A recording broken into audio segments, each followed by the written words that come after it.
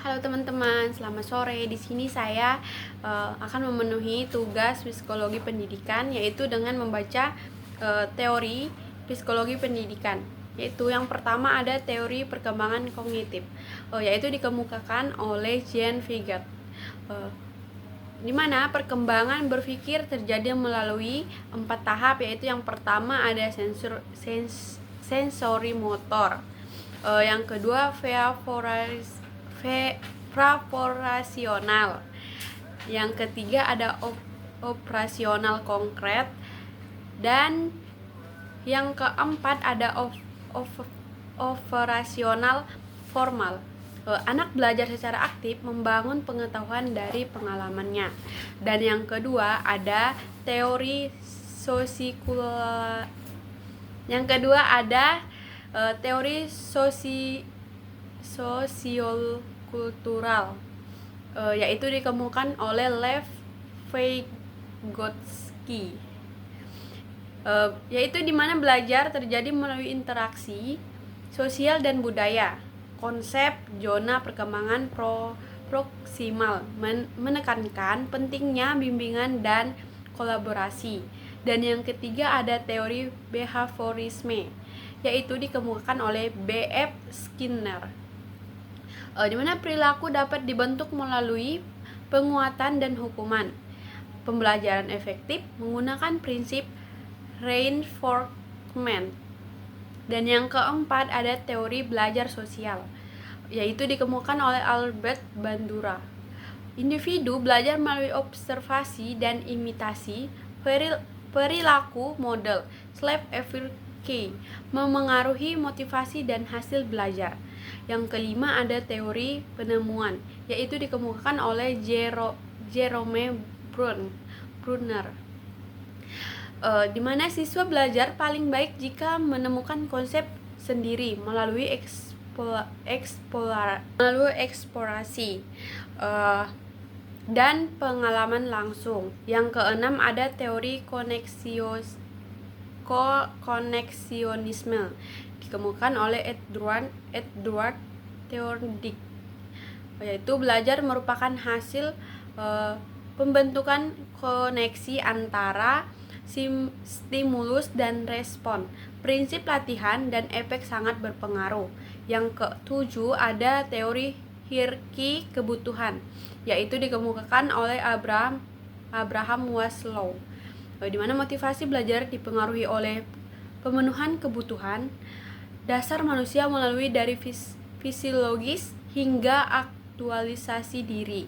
Yang kedelapan ada teori taksonim tujuan pendidikan, yaitu dikemukakan oleh Benjamin Bloom, yaitu ranah kognitif terdiri dari 6 tingkatan kemampuan berpikir. Yang pertama itu ada pengetahuan, yang kedua ada pemahaman, dan yang ketiga ada penerapan, yang keempat ada analisis, dan yang kelima ada sintaksis, dan yang terakhir ada evaluasi. Yang teori ke-9 yaitu teori kecerdasan majemuk, dikemukakan oleh Howard Gardner, yaitu di setiap individu memiliki beragam kecerdasan, seperti linguistik, logis, musikal, kinestik, dan interpersonal yang perlu dikembangkan.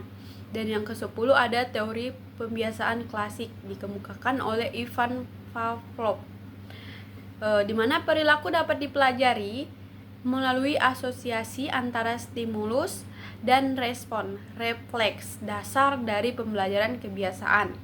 Yang ke-11 ada teori humanistik, yaitu dikemukakan oleh Chari Rogers.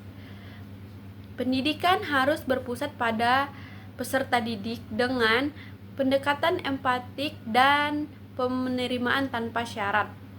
Yang ke-12 ada teori eksperiensial, yaitu dikemukakan oleh John Dewey. Belajar efektif terjadi melalui pengalaman langsung dan refleksi, bukan sekedar hafalan atau teori.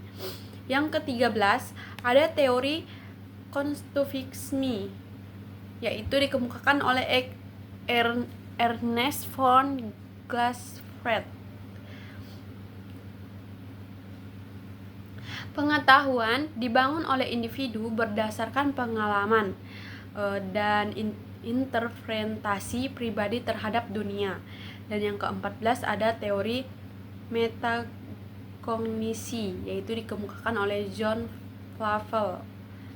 Kemampuan menyadari dan mengatur proses berpikir sendiri merupakan kunci untuk pembelajaran efektif. Dan yang ke-15 ada teori pembelajaran bermakna, yaitu dikemukakan oleh David Ausubel. Belajar menjadi bermakna bila informasi baru dikaitkan dengan pengetahuan yang sudah ada sebelumnya.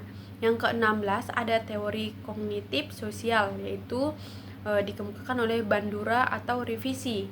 Gabungan kognitif dan sosial, perilaku dipengaruhi oleh interaksi antara individu, lingkungan, dan kognisi. Yang 17 ada teori disiplin positif, yaitu dikemukakan oleh Rudolf Cruz. Itu fokus pada peneguhan perilaku positif dan pemahaman motivasi di balik tindakan siswa. Yang ke-18 ada teori SLAP, determination, dikemukakan oleh Daisy dan Ryan. Motivasi intrinsik berkembang jika kebutuhan akan otonomi, kompetensi, dan keterhubungan terpenuhi. Dan yang ke-19 teori belajar observasional, yaitu dikemukakan oleh Bandura. Perilaku baru dapat dipelajari dengan mengamati orang lain tanpa pengalaman langsung. Dan yang terakhir ada teori neuroedukasi, yaitu dikemukakan oleh Shine dan Shine. Pembelajaran efektif jika memperhatikan cara kerja otak, melibatkan emosi, pengalaman, dan konteksnya. Sekian dari saya. Terima kasih.